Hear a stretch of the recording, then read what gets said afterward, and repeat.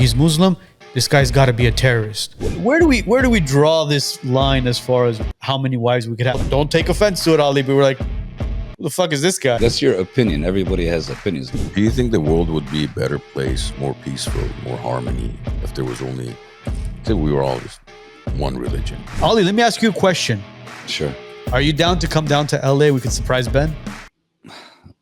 What's up, everybody? I'd like to say we got a very, very interesting interview today, and it's a remote interview. And we try to do interviews in person all the time, podcasts in person all the time. But for this podcast in particular, we have somebody all the way out in Detroit, Michigan. So we want to welcome Mr. Ali Sobh, taking time out of his very, very busy schedule to sit down with the Wisenuts all the way in Detroit, 3 hours ahead of us. So depending on what time it is that you're watching this, just remember, it's 3 hours ahead in Detroit. So Ali, welcome to the Wisenuts, brother. Hey, thank you for having me, guys. You've made a lot of noise on the internet recently, man. We had a couple of influencers on our podcast, and a couple of people reached out, and they were like, hey, you guys got to have this Ali guy on. And, we looked you up and reached out. You didn't hesitate. You were like, you know what? Yeah, let's do it. Let's sit down. Let's talk. Because a lot of people are interested in knowing who the real Ali is and what Ali does. Are you running multiple businesses right now, or are you strictly just coaching, Ali? No, running multiple businesses, a lot of businesses, thank God. And I'm about to go start coaching on social media as well in the next couple of weeks. And you're on IG, you're on TikTok, everywhere, right? Everywhere, yeah. Yes. Interesting. And I want to be launching my website, yes. What's your website? alisobh.com. And what's the plan there? What are you planning on doing at Ali Sobh? The plan there is, I've been getting a lot of DMs, a lot of, coaching guys and girls, whether it's in self-love, whether it's in business, whether it's in working out, just life coach. As much as I can help them, I want to help, contribute everything that I've been through in life. I feel like, I've been through a lot in life that I could relate to a lot of people that, maybe they didn't have the right people around them or the right situations to get out of the life struggles that people get into, from debts to depression to foreclosures to divorces. I've been through all that, and thank God, I'm still on top. And I feel that not everybody's mentally strong, and it's nice that if someone is there to help someone to get mentally strong, and save them from a lot of just a hard life, help people that are struggling to get out of it a little bit easier and at ease and being on top, just like I got through it, You're looking to get people out of hardship, basically, at this point. Basically, yes. Have them go to the top, as you mentioned. Yes. So you mentioned something about hard times, hard upbringings. Can you elaborate a little bit on that? What did you have a difficult childhood growing up, or what is exactly that you said? When I say hardship, I believe just life in general, it's made to be hard. It's not made to be easy. I came from a very financially poor family, and financially I had a lot of hardship when I was young, and also when I started on my own. I lost in my first business, and I had a foreclosure, had bad credit. I dropped out of college, and I had a broken leg and 4 spots. So I was in a bad jam when I was 20 years old, right when I was turning 21.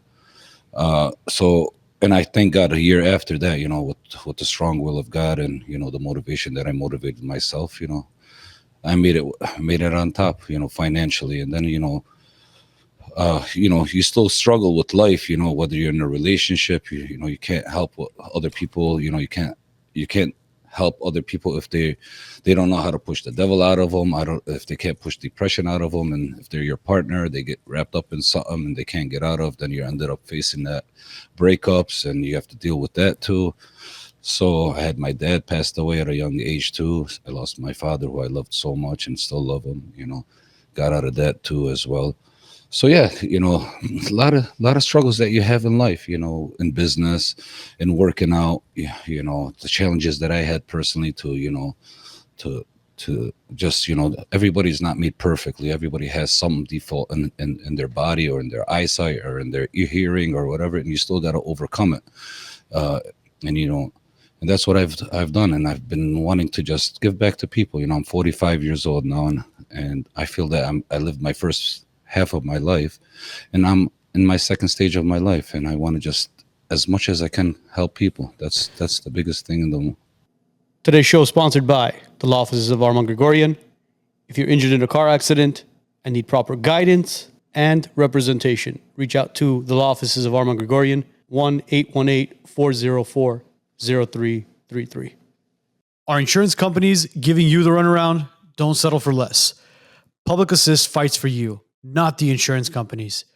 To get the maximum payout on your claim, whether it's for fire, water, or property damage, call Public Assist today and tell them the Wisenuts sent you. Get what's rightfully yours. 818-242-0998. 818-242-0998, because you deserve every single dollar. Where's your family? Where's your family from originally, Ali? Lebanese, from Lebanon. And when did they migrate to the United States? Mid-70s, 77. 76, 77. What were they doing in Lebanon at the time? My father was he was a cook over there and also on the farms, and my mom was just going to school. And my mom and dad got married young. My dad was 21 and my mom was 17 years old. So yeah, and they struggled to have a kid, and They dealt with Lebanon, the wars and the early wars of Lebanon, and they moved over here to give us a safer place, or for them to have a safer place and start a family, And did you guys move directly to Detroit when you moved to the States? My parents came over here and they had me here, so I was first born here, and I was born in Detroit and grew up in Dearborn Heights, then later Grosse Pointe. So you could run for president, man. Yeah. Yeah, I can run for president if I like. None of us here can run for president. Well, actually, Joe can. Joe, our producer, was born in the States, but Otto and I were born in Armenia. Now, you mentioned about how you've had so many struggles throughout life, and you've overcome all of it to become, the successful man that you are now. What do you think? What do you contribute that to? Is it because you've always been optimistic in your life, or is it the way you process things, as far as eventually through your belief in God, strong belief in God, that He's going to lead you to where you need to be? What has contributed to your ability to stand up from all the the many times that you've fallen? The strong will, the belief in God, and the biggest thing also was a big motivator for me was my father. My father came over here and he worked hard for the first few years, and he continued working hard. But the first few years he saved some money, and he had a good heart. And his brothers and sisters migrated before him, and his brothers became businessmen here. And when he got here, he worked for a few years, and then he was going to open a business, and they ended up, his older brothers coming to him and telling him, let's be partners in a restaurant. And it didn't, my dad ended up going partners with them. And after a couple of months, the place took off, and my dad didn't have proper documents signed with them. And because he believed in morals and values, that the oldest, back then, the oldest, you put everything in the oldest name. And they ended up screwing him over, and he was very miserable about that, and he took that hard on himself, and he didn't end up being successful in business and financially. So he got beat up, and I knew from my father, being a good guy without restrictions and red lines, you'll be taken advantage of in life. There's no mercy. So I learned that at a young age. You got to really rely on yourself, and trust yourself and trust God. And every obstacle that I had, I would remember that, if I'm going to fail, I remember my dad, he ended up failing with certain things. And I said, I'm not. And I made it a big deal for me in my life that I wanted to prove to my dad, if he didn't let life beat him up, look what he could have been through me.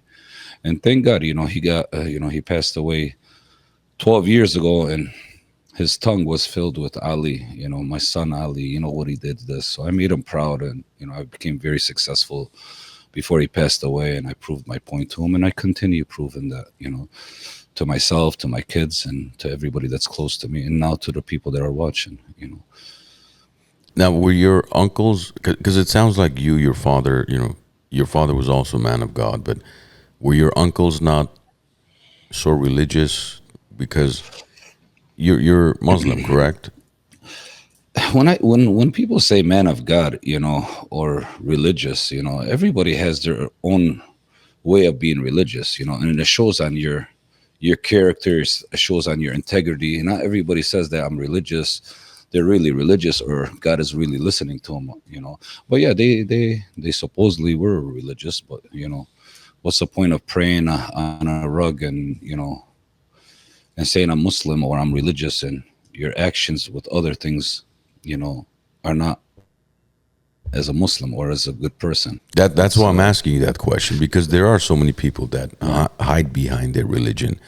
Well, I'm Christian, I'm a Muslim, I'm a Jew, whatever they believe in, but yet when you look at their actions, for example, in your uncle's cases, they ended up screwing their younger brother, which is obviously very unethical and immoral to do something like that. That's why, to me, religion is not necessarily, when I look at somebody, I go to church or this is what I do, that doesn't necessarily make me trust them, because in my experience, a lot of people these days who do go to church typically do have some type of past kind of issues where they're trying to or still have it. Yeah, they're like born again Christians or born again whatever they identify as.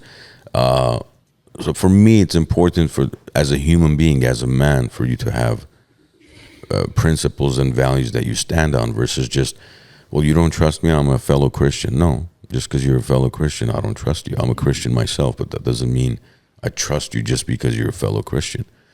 It's your actions and your past and what you're doing now, who's around you, where you're getting your money, how you practicing your faith. See people say I'm Muslim or I'm Christian. They own go-go bars, they own bars, they own alcohol bars. This is all, that's not true connection with God. That's just what you said earlier, a disguise behind the religion. Yeah, they use it as some sort of shield to make themselves look like a saint at this point. Yeah, and then they show you the other qualities that they have that they're hiding. Yeah, of course. Not many people come in telling you, they're showing you their knife that they're about to put behind your back. They're gonna come, all nice and all great, whether it's with religion or whatever, and then at the end of the day you see the true colors. So that's the hard thing in life, that you gotta learn to navigate people through that. And Ali, you mentioned that you are Muslim, right? You are a Shia, because Muslim is divided into Shia and Sunni. Do you practice Shia as far as a religion? First of all, Islam is Islam. Muslim is Muslim, whether you're Sunni or Shia. I follow the Quran, and I don't like how it's been divided, Sunni and Shia, and I believe also God doesn't like the fact that this is happening in this world as well. So it's sad that we have to grow up to this sector between us, and it becomes divided, and it's causing all this corruption in this whole world, between Sunnis and Shias, and they're allowing people from the outside to get in between us, because we have these two sectors that are dividing us. And yeah, I like to say I'm a Muslim, proud Muslim, and I believe in Allah and Muhammad. And also, I'm named after Ali, who also the teachings of continued the teachings of Prophet Muhammad. So that's where there's the sectors of who's supposed to take over Prophet Muhammad's teaching. So so my parents are Shia. I also believe in Ali as the true leader after Prophet Muhammad. So yes, I am a Shia Muslim, if you want to get more pinpointed with it. But at the end of the day, I still respect the the friends of the Prophet Muhammad as well, where they're the sectors that are divided, and yeah, just a true Muslim and a real believer of God and Prophet Muhammad. Well, I mean, speaking of division, obviously there's a lot of division going on around the world between Islam, between Judaism, between Christianity, between Hinduism. There's a war going on in Pakistan and India right now where the same people are divided due to religion. And obviously, when you dig deeper into who was responsible for the division, you go back to Great Britain and the provinces and the territories that they created in order to divide these individual people who are the same people, but religion divides them. When you look at what's going on in Gaza right now between Muslims and Jews, what are your thoughts on that? Because at the end of the day, when you look at an actual Semite, a real Semite, who's from the Gaza area or the Palestine area or the Israel area, they're practically the same people. But unfortunately, religion has divided them. And this propaganda, this war that's been going on is killing Muslims, it's killing Jews, it's killing Christians. What are your thoughts on what's going on there in Gaza right now? It's very disappointing. It's very disappointing, heartbreaking. All these children that are dying, all these innocent people that are dying, especially the children, the newborn children, the children that are, they didn't even see life and understand life, just understand bombs. I don't believe anybody should die that's not defending themselves, for a cause, So with that being said, I'm not opposed to, I don't agree with all this war. I feel that's all man created, whether it's from a Sunni or a Shia or a Jewish or a Christian, the higher powers that want to control the people. It's sad that all these innocent people that don't have hierarchies and governments that they can't change this. They suppress them, and by suppressing them is causing chaos. From both sides. Yeah, the media is portraying Islam or Muslims as terrorists. Anytime you hear Islam or you hear Muslim, all of a sudden the propaganda behind it is, oh, he's Muslim, this guy's got to be a terrorist. Can you shed some light on that? Because I don't know what the hell is going through people's minds for them to all of a sudden just think that every single Muslim is a terrorist. Yeah, the media is because first of all, Islam is the second biggest religion and the fastest growing religion. I believe it's 2 point something billion Muslims and 2.5 billion Christians, and I think like 12 million Jews in the world. And it's back again. I believe it's all has to do with the higher people that want to believe in their own faith the way they want to believe it and run everybody that way too. So it's regarding Muslims are terrorists. There's terrorists in every sectors of religion. But sadly they want to divide the Muslims. First of all, make the Muslims look bad so the religion stops growing. That's number one. Why we're gonna have Muslim be the number one religion. So that's a man trying to control that, and a man that's behind social media, a man behind movies, movie celebrities, and all this, and news and all that. Whatever they can do to stop the growth of Islam. And the best way is to make them out look like they're bad and they're terrorists, and nobody points out the terrorists that's happening in every country. Every country, for every religion has terrorists in them. It's fascinating. It's fascinating you say that, because when you look at some of the wars going on in Africa right now, a lot of those are terrorist attacks. There's genocides that are going on in Africa right now that nobody's talking about. Nobody wants to bat an eye. But for some reason in the Middle East, there's this, like as we mentioned, there's something in that land or something in that area that the United States, Great Britain, Russia, all these countries, for some reason, they have their finger on the Middle East. It's a holy land. Are you leaving LA for Texas? Don't make the mistake of getting underinsured just to save a few bucks. Call Martin Melkonian with State Farm Insurance. He'll make sure your home, auto, and your business is fully protected. no gaps, no surprises. Martin takes his time to understand your needs to build the right policy for you. No shortcuts, just honest advice and real protection. Call him today, 281-712-2788, 281-712-2788. Martin Melkonian, State Farm Insurance. The Glen Arden Club. If you're interested in networking, cigars, scotch, and a great environment, reach out to us. We'll connect you to the boys at the Glen Arden, and you'll become a member here. Smoke with the Wisenuts, smoke with a great network, and build your network. Well, when you say you're surprised, I mean, look at Hollywood, right? In Hollywood, in movies, all terrorists pretty much are portrayed by Muslims. Yes. Right? But if you look at the definition of terrorist, right? It's basically somebody who causes terror, correct? So that could be, for example, it doesn't say Muslim, exactly. It doesn't say Muslim. But then if you look at, but what we see on the news is, for example, and this is how it's portrayed. This, I'm speaking as a, as an outsider, as far as what I see on the news is, anytime there's a discussion about, terrorist bomb this country or terrorist bomb this city, it's usually, if not always, Muslims. And that's why the way people see it now, it's being portrayed as all Muslims are not terrorists, but all terrorists are Muslim. That's how it's being portrayed. And knowing that, and I'm sure you see it on the news, and you see obviously with what's going on in Gaza right now, even but previously with 9/11 and Iraq War and the Desert Storm and all, always terrorist, and it always involves Muslims.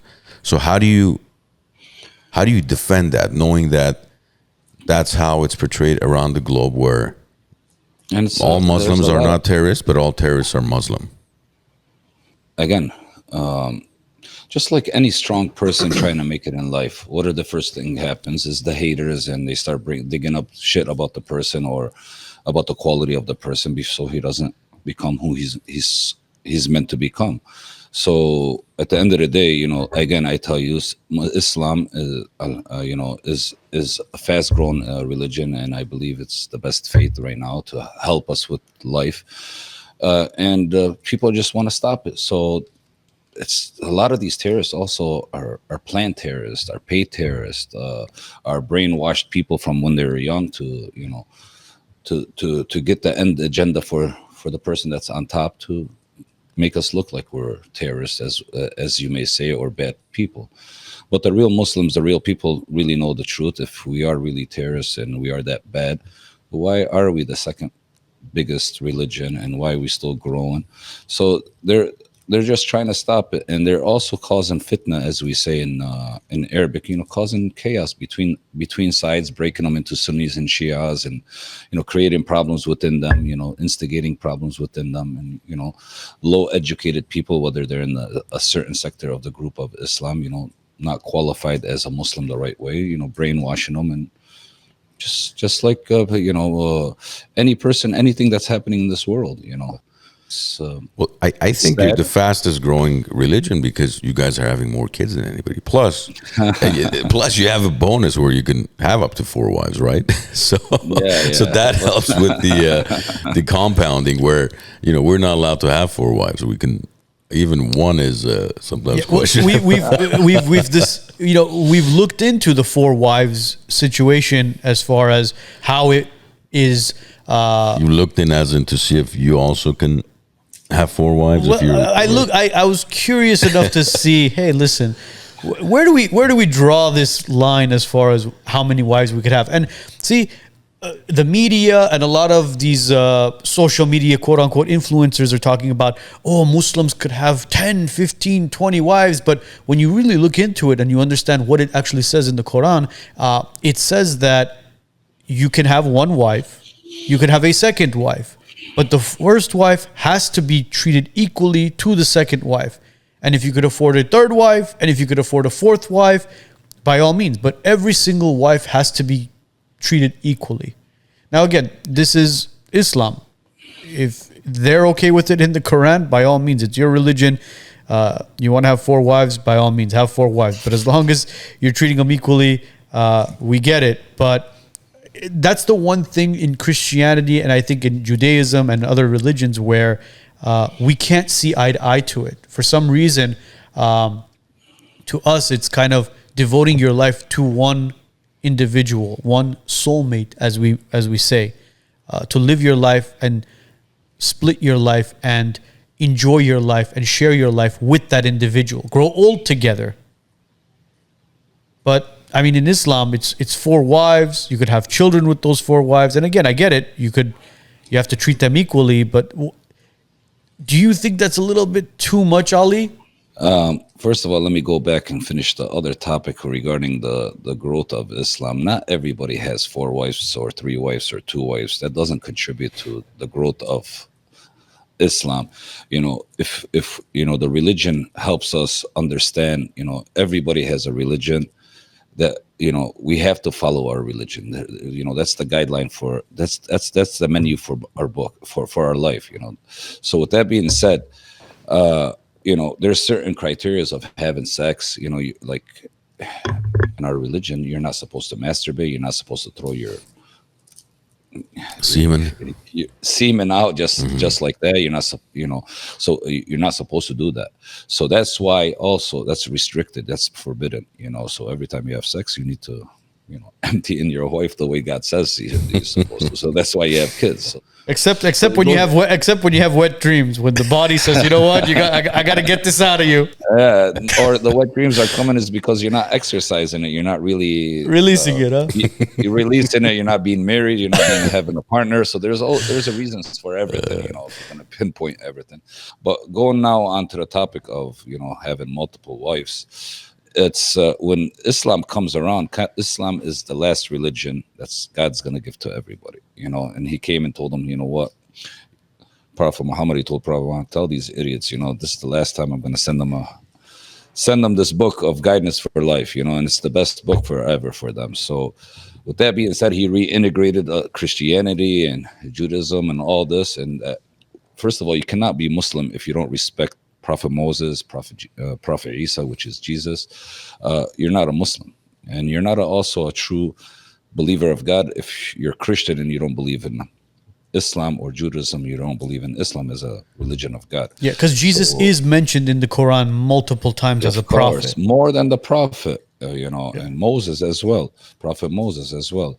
So with that being said, he reintegrated on how marriage is supposed to go. When Prophet Muhammad came down, there was Islam wasn't around. It was before Lebanese or the Arabic descent. There was people that were having, if you go back many hundreds and thousands of years, people hated the fact that ladies, they do the story of Adam and Eve, and they hated the fact that Eve was the main cause of us getting kicked out of heaven. So they hated ladies. They used to bury, children, babies alive, So when Prophet Muhammad came, there was guys, just treating ladies very bad. If you go in Christianity, King David, you guys know who King David is.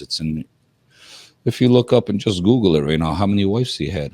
And on Google, it says 7, but in other books, they say 1,000, 1,000 plus. So multiple wives has been before Islam. And in certain books of Christianity, before men also played with certain books, you go back to the Old Testament, it says in many mentions about having another wife and another partner as well. So when Prophet Muhammad came down, God told him, tell these guys that are having 70, 30, 20, like herds, they have ladies, tell them they cannot have this many wives. First of all, if they're going to have any more than one wife, they can have up to 4 wives. And if they're going to have up to 4 wives, he has to be able to treat them equally, not financially only, emotionally, with love. A woman is has so many emotions. So you cannot, a woman is built on emotions, not like a man. So God knows as well how much a woman can handle, and He knows as well how much a man can handle. So if you tapped into yourself and can handle this, instead of being a player or cheating or whatever, be blunt and say, okay, you want to have a second wife? All right, no problem. You're going to be able to treat her equally, have a home for her, the same equal emotions the same way when she's going through stuff. Can you give her the emotions the same way? If you cannot, no, you stick with one. Very, very simple. You have men.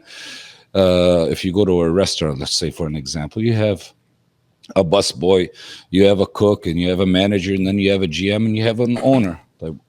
There's levels for men how much they can handle, So with that being said, a guy that's on top like this, if he can handle that as ladies, okay, so be it. But up to 4, and you got to be equal. So it's very clear, and it's Islam or religion is not supposed to be torture. It's not supposed to be difficult. It's supposed to just give you ease on life. If you're one of those kind of guys, or you're one of these kind of ladies, okay, this is what you need to do. Very simple. Today's show is sponsored by the law offices of Arman Grigorian. If you're injured in a car accident and need proper guidance and representation, reach out to the law offices of Arman Grigorian, 1-818-404-0333. Are you leaving LA for Texas? Don't make the mistake of getting underinsured just to save a few bucks. Call Martin Melkonian with State Farm Insurance. He'll make sure your home, auto, and your business is fully protected. No gaps, no surprises. Martin takes his time to understand your needs to build the right policy for you. No shortcuts, just honest advice and real protection. Call him today, 281-712-2788, 281-712-2788. Martin Melkonian, State Farm Insurance. I know you mentioned King David and having multiple wives, but was King David a true Christian? I don't believe so.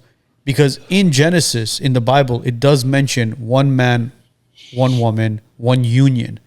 So but kings could have... Kings did that to basically spread their in Christianity, their genetics and their offspring. In the Genesis, they you guys, the religion also allows kings and anybody that has, if he's a king, he has certain powers that he can do as well, like a prophet. Ali, see, you mentioned kings, correct? As far as kings having multiple wives, those kings, to be honest with you, I don't believe they were very religious people. Because when certain individuals get to a certain power point and they have power trips, they begin to defy not only the people around them, they look down at them lower, but a lot of them think they're better than God upstairs. So when you talk about kings having multiple wives, it's against Christianity. And I could read you one of the quotes that's basically from the Bible, and it mentions it. It says, "For this reason, a man will leave his father and mother and unite to his wife, and the two will become one flesh." The quotes from Genesis emphasizes one man, one woman, one union. So that's the difference. And as far as... Let's talk about the Mormons. The Mormons are completely... You can't say also you believe that these kings don't do that, but they believe they can. And the Mormons, in my opinion, are not real Christians. That's your opinion. Everybody has opinions. They can also have an opinion again on you that you're not real Christians too, or I'm not a real Muslim. So at the end of the day, you have eyes, you have ears, you have a nose. You can read and study, and if you don't feel the Bible is good enough for you, whether it was written by this person, or an Old Testament, New Testament, or there's the Quran as well. And if you feel that you need a little bit from here and a little bit over here to continue in life, at the end of the day, be a good person, believe in God, have integrity, don't hurt other people, make your wealth in a positive way, and always be a positive person. That's the main thing. I don't want to pinpoint about, I'm not a preacher of Christianity or a preacher of Islam.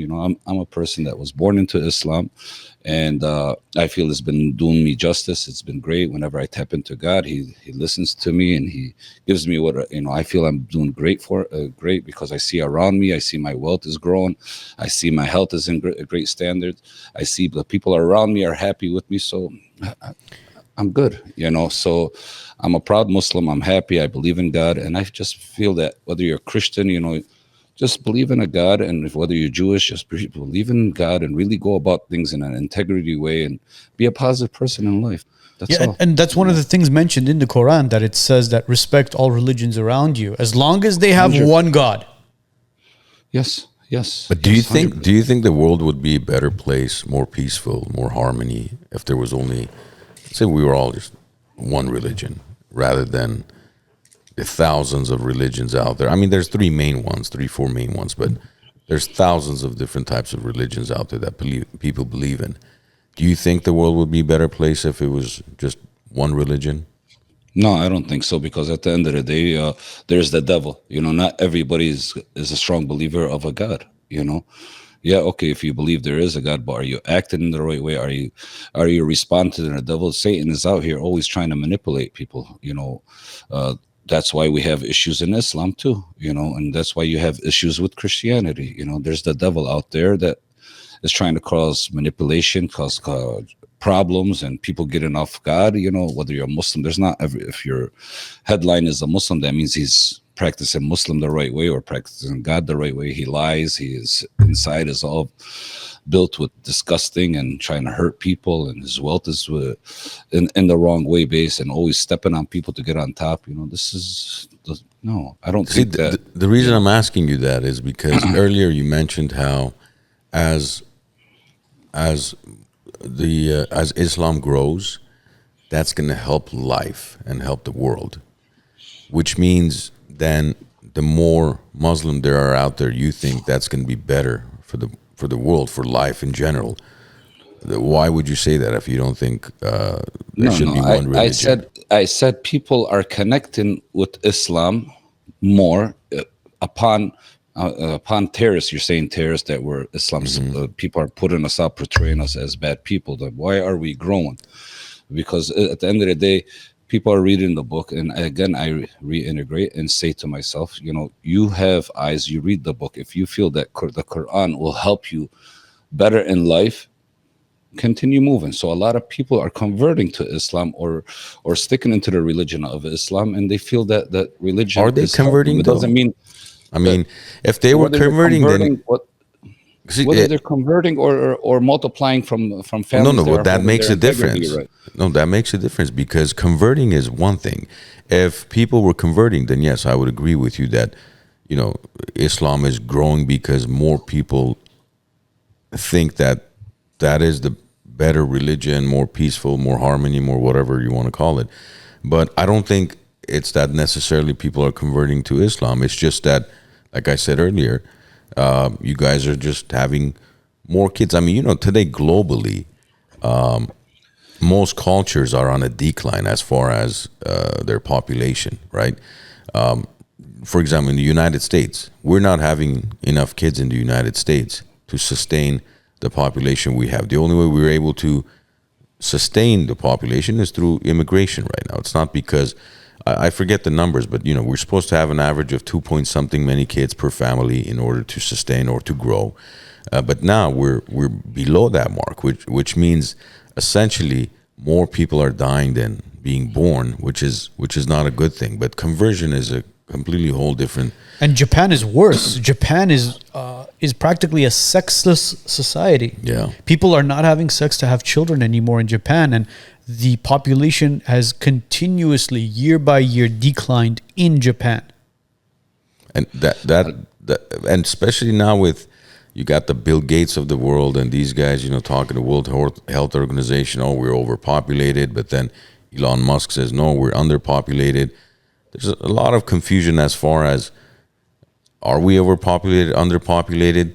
But look, if I could say anything about Christians at this point, is that I don't think they're having enough kids, and I think they're they've become way too tolerant with everything. Here's some great statistics I just pulled up. So fertility rate, this is based off of 2024, because obviously we're in 2025 right now. So fertility rates in certain countries, this is the amount of children that they're having. Nigeria 6.7, Chad 6 children, Somalia 6, Mali 5, Angola 5, Afghanistan 4, and vice versa. Now let's look at these. These are 1 child per household. Taiwan, South Korea, Singapore, Hong Kong, Japan, Italy, Puerto Rico, Spain, and Greece. Why so many Asian countries? Arnold, when we speak about religion, first of all, religion is supposed to give us guidance in life. Number one, how do we, first of all, we're supposed to get married. In our religion, when you get married, you completed half your religion, So we're out here supposed to be completing our religion in the best way.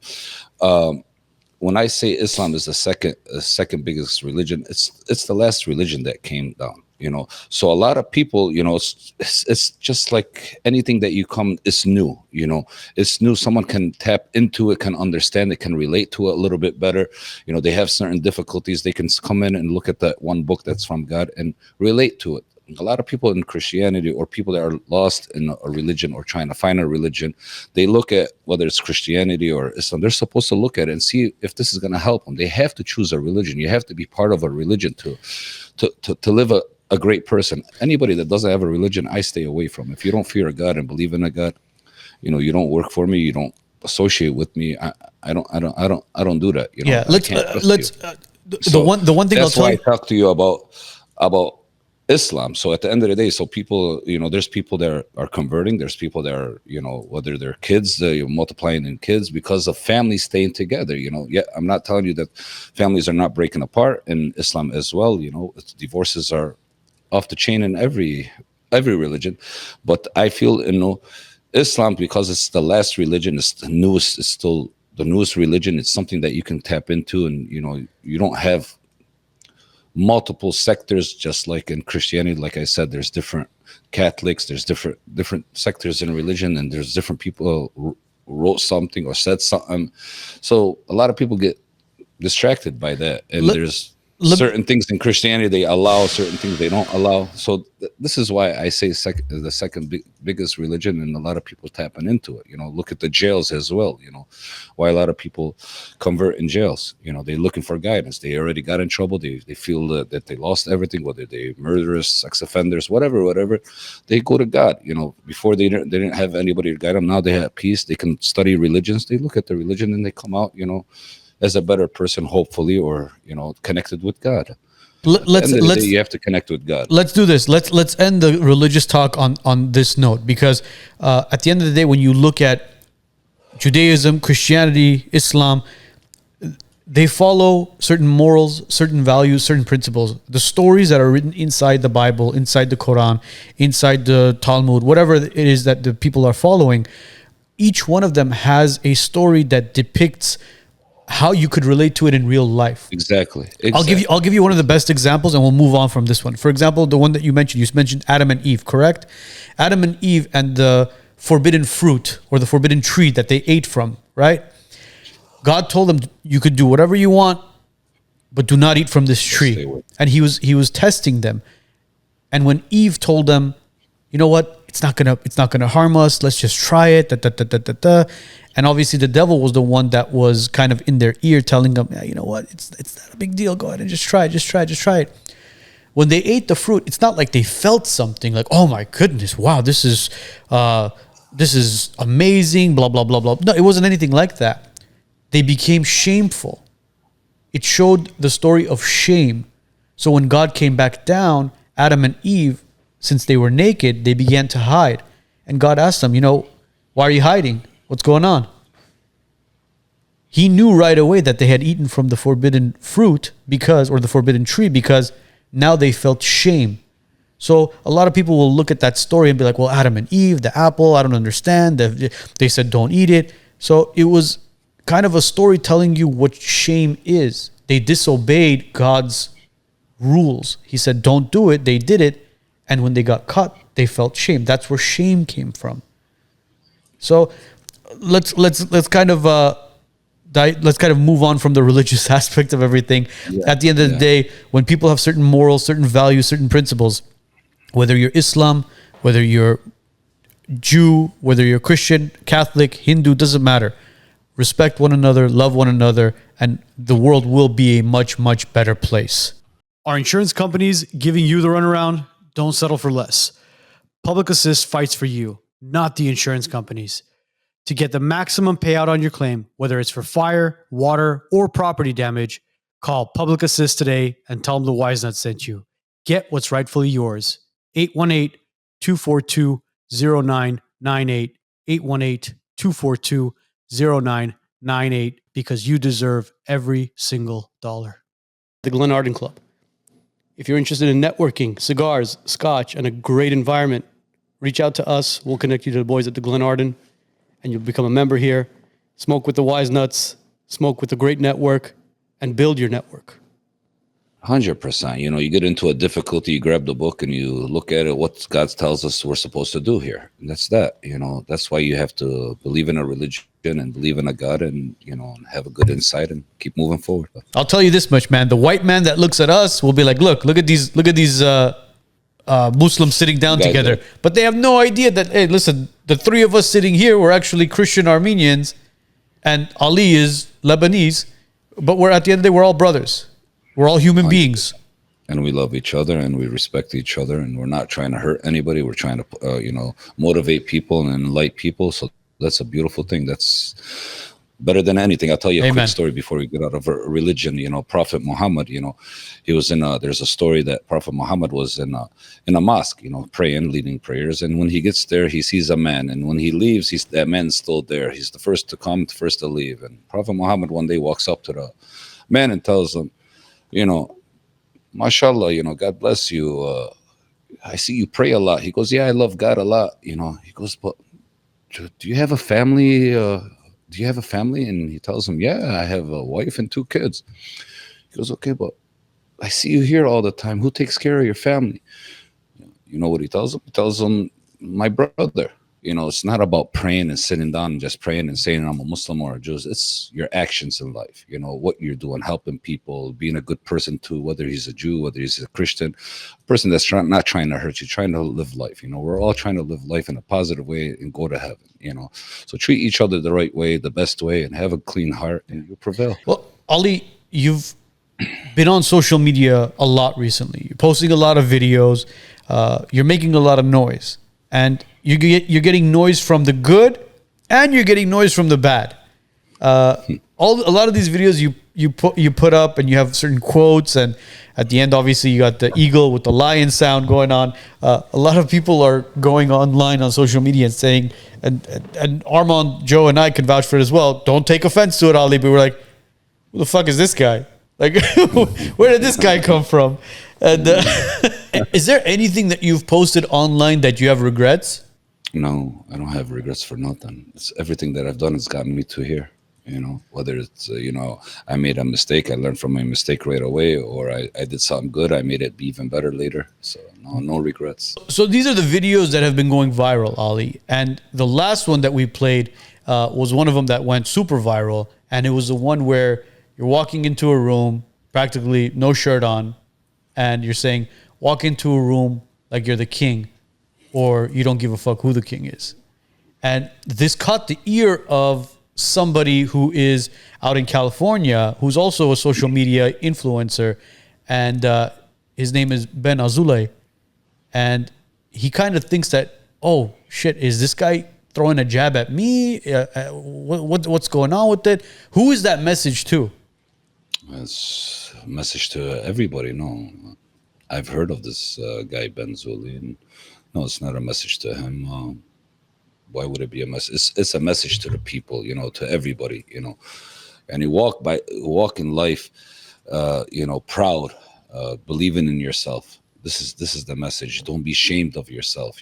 At the end of the day, also tap into yourself in the right way, not walk, be a shameful, bad person and walk like a king. No, walk with pride. A king is some, in my phrase, is a person that people look up to, people chose them to lead them.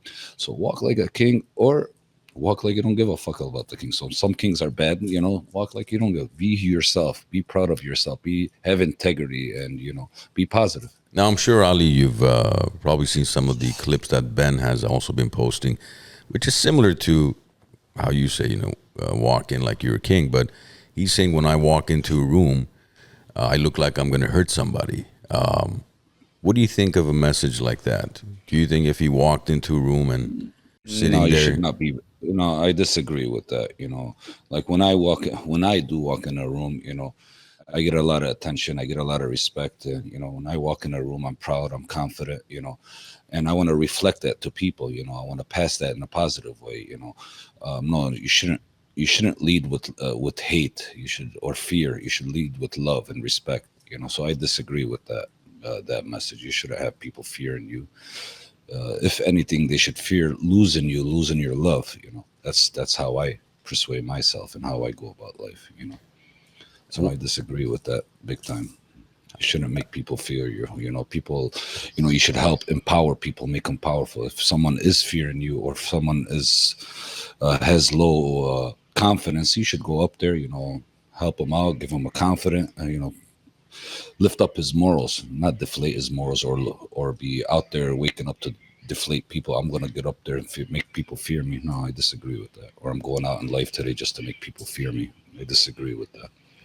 why has this whole alpha male thing become so popular these days? Because I mean, if you think about it, right? If you look at, let's say, a wolf pack, right? They've got a hierarchy. They've got the alpha, then they've got the soldiers, they've got the even if you see the way they hunt or the way they migrate from one area to another, how they've got the weak ones kind of in the middle, you got the soldiers, and then the alphas in the back, overlooking everything.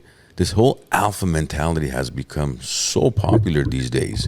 But then when you come to think of it, let's say, for example, Arno, Joe, and I, if we three of us consider ourselves an alpha, how could there be three alphas in the same pack? There's typically one alpha. So how do you overcome the battle of who's the alpha, who's the soldier, who, I mean, everybody wants to be an alpha these days. Everybody wants to be the king. Yeah. So everybody wants to be the king, and I know we've got a beta issue right now because we're overpopulated with beta men out there. But I mean, how do you explain that? Society these days, man.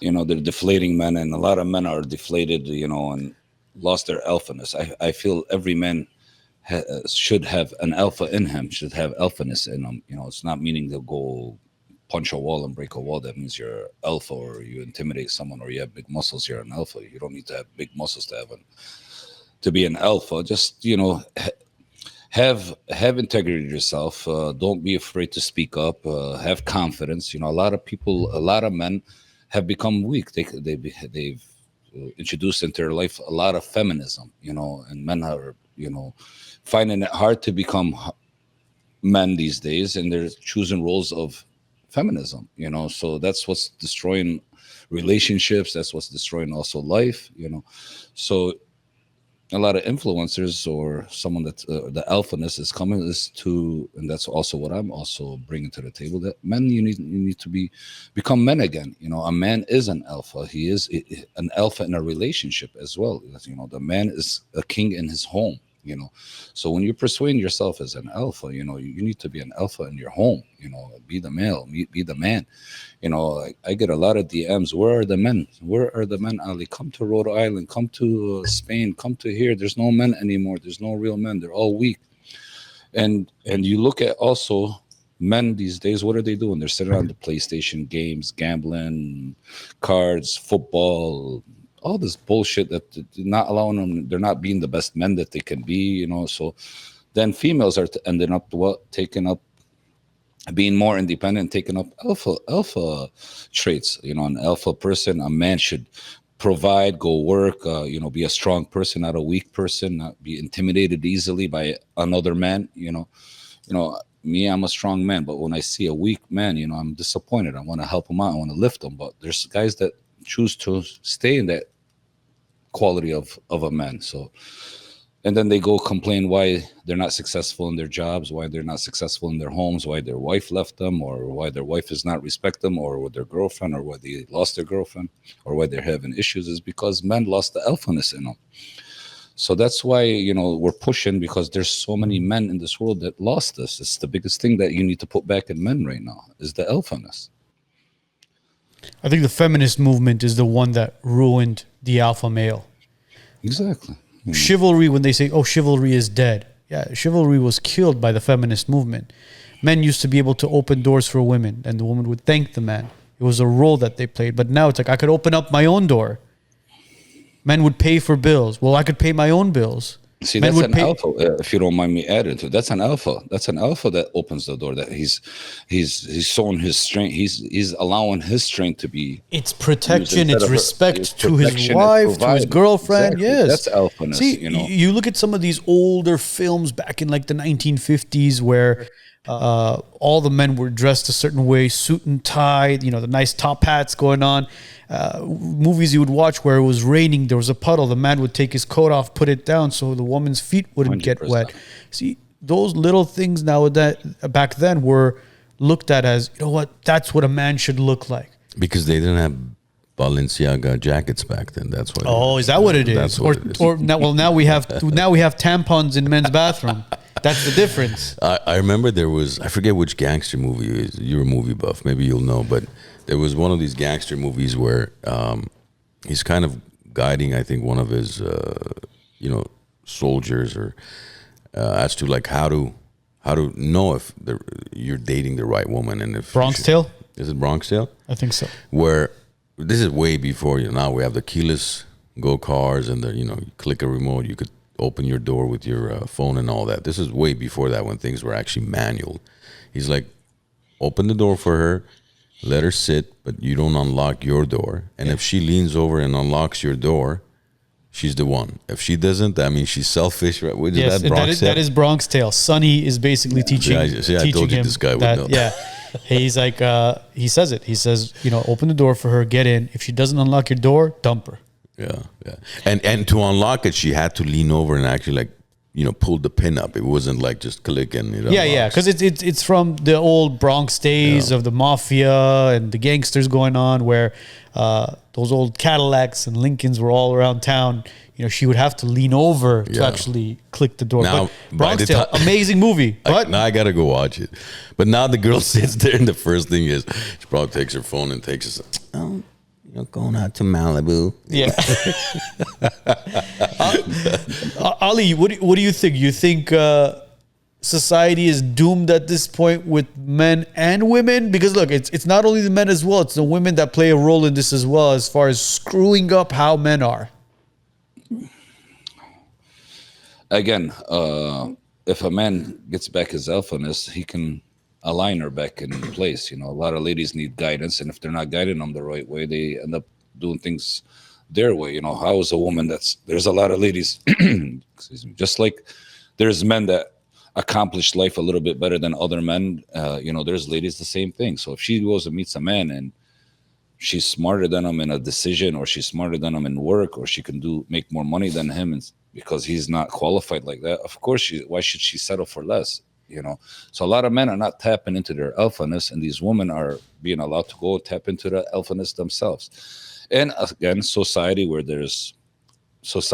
we go back to the social media and and the movies, and what society is trying to persuade to break men is also from a higher power man that's out there trying to break men. When you give a woman all this independence and all this control that to do, and these empowering a woman in so many ways, that's also makes it even more harder for a man to become an alpha as well. So it's very hard, but you still gotta, no matter what, that's where we go about walk like a king or walk like you don't give a fuck. If society is calling for by a upper king or upper government or whatever, walk like you don't give a fuck, man. Do your thing, So yeah. So you mean wearing a mask and staying home is not It doesn't fit that. No. 6 feet apart from 6 everybody. feet apart. Doesn't fit into the king alpha mentality. No. See, I promise you this, Ali. Hopefully your message does go out to a lot of these men who are weak and you could help kind of boost them up. But women do want a man to take control of certain situations. Booking those dinner reservations, planning the vacations, taking care of them financially, protecting them, protecting the household. Women still want that. And when they don't find it, what happens is all of a sudden you look at all these men who are like weak, and the woman, she ends up finding some beta male and ends up taking the man role and then looks down at the man, and other women look and say, oh, look at how powerful she is. But I'll be honest with you, man, a lot of those women She's are not looking. happy. She's not happy. A lot of those women are looking for that alpha male to make sure that he provides, he protects, and he is that alpha that she's looking for. Yeah. At the end of the day, every woman at the end of the day goes to bed on a pillow, and nobody knows the tears that she cries, or if she's sitting by herself, mourning the, that she's by herself. I don't care how much money she has, how much jewelry she has, how much Prada bags or any bag she has. It's not going to do her anything when she's not in a real man's hands, But they got to continue living. What are they going to do? But yeah, a lot of ladies are watching this. They see that, oh, what do I need with a man? I can go be independent, go find me a weak fucker. Instead of having a dildo, I'll just have a man have it that has. Yeah, it's sad, but it's the truth. That's what's happening. Yeah, a lot because of these. There's not a lot of alpha men, and if there is an alpha man, he's really wanted, and he has a big variety to. He cannot marry. That's where marrying multiple wives for someone might play a role there, but yeah, he can take advantage of it because there's so many weak men. Yeah, it's so strong alpha. In their defense, by the way, right now. the dildo is low maintenance and doesn't complain. So, in their defense, what is it? Yeah, I said in their defense, the dildo is low maintenance and doesn't complain. But the sad part of all this is the beta man is the same way too. Yes, exactly. They're using fleshlights, or in this case, some of them might be using dildos. Yeah, not only that, he washes the dishes. The dildo doesn't wash dishes. So he's gonna get more by having a beta man. But I mean, washing dishes. What are you doing? I'll get the dishes, honey. I'll do this. I'll do this. One thing I do notice as well is the people's single rate. As far as people being single in today's society, the rate is much, much higher. And the ones that you're looking at, the females and the males who are single, they're alpha females, beta males. And the females say, well, where are all the real men? Where are all the real men? Ladies, the real men are married, they have children, and they're actually providing for them. And the men who are out there basically saying, well, where are all the good women? Where are all the good women? Again, they're married to an alpha male that they were looking for, and that alpha is providing for them. So, guys, get your shit together. What can I tell you? So it's too late for the beta man and the alpha women? Well, I think in today's society, Ali, you tell us, brother. You tell us. What do you think? Is it too late? No. There's hope? There, of course, there is hope. Yeah, every day, any day you can, any hour you can choose it, and you want to change, you change. I'm not gonna wash the dishes today. You're gonna wash the dishes. I'm gonna go look for another job.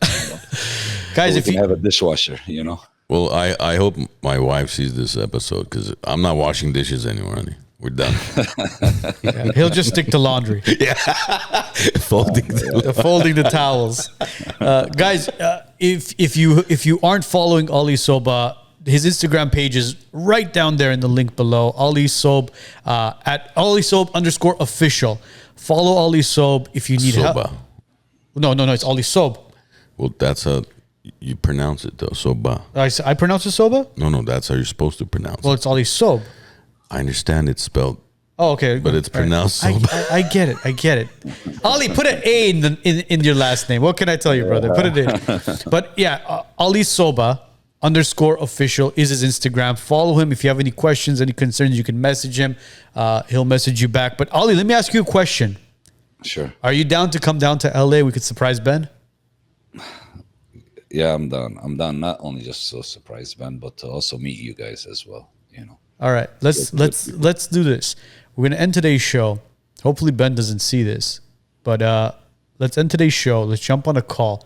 Let's set something up where we can get you down here in LA, and you could see the beautiful sunshine and Cali and all this stuff. And the homeless. And the homeless. Don't forget the and the people vaccinating each other underneath the 405 freeway. And let's set something up where maybe we could have you both sit face to face and have a little bit of a conversation together. How's that? That'll be interesting. Peaceful conversation. We come in peace.